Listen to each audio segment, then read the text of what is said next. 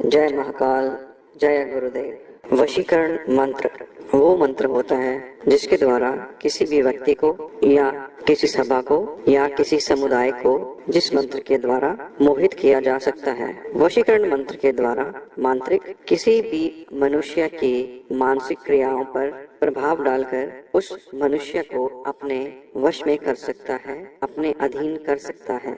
वशीकरण का सामान्यतः ये अर्थ होता है कि किसी भी व्यक्ति को वश में करके उससे कार्य सिद्धि करवाना। यह मंत्र एक शाबर मंत्र है जो अत्यंत ही प्रभावशाली है और इसकी सिद्धि करना अत्यंत ही सरल है।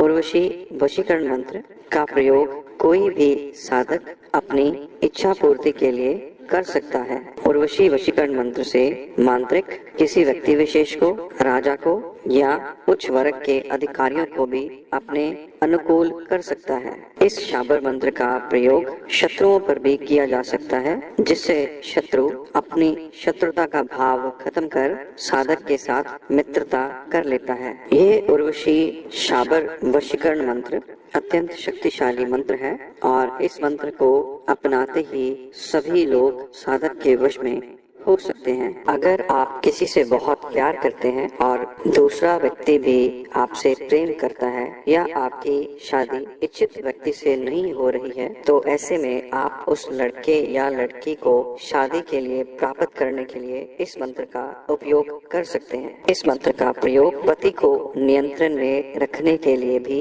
किया जा सकता है। नौकरी, व्यापार व अन्य किसी क्षेत्र में सफलता पाने के लिए भी इस मंत्र का प्रयोग किया जा सकता है।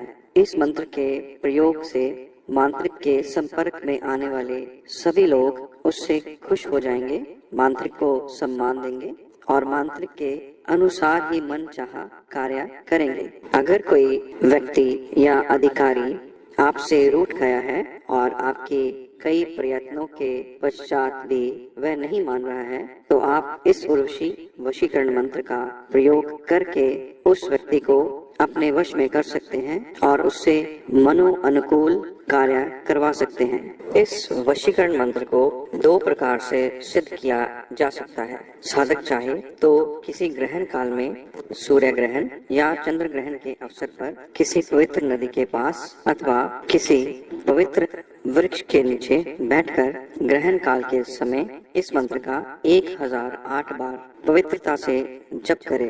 अगर नदी के जल में कमर तक खड़े होकर इस मंत्र का जप किया जाए तो वह जप भी श्रेष्ठ माना जाता है। अगर साधक किसी कारणवश नदी या किसी पवित्र वृक्ष के नीचे इस मंत्र को संपन्न नहीं कर पाता, तो उस साधक को चाहिए कि वह किसी मंदिर में बैठकर इस मंत्र का 1008 बार जप कर उसका पुष्चरण कर ले।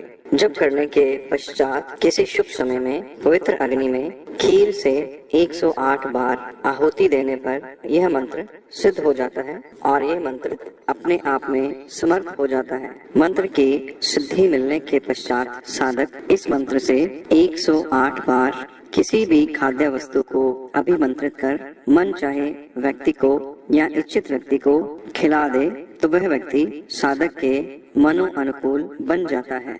इस मंत्र को सिद्ध करने की दूसरी विधि ये है कि साधक किसी शुभ मुहूर्त में नित्य इस मंत्र का 108 बार जप करे और ऐसा 11 दिन तक करता रहे और 12वें दिन इस मंत्र की 1008 आहुतियां प्रज्वलित अग्नि में दे। इस सिद्ध मंत्र से साधक एक प्रभावी तिलक भी बना सकता है।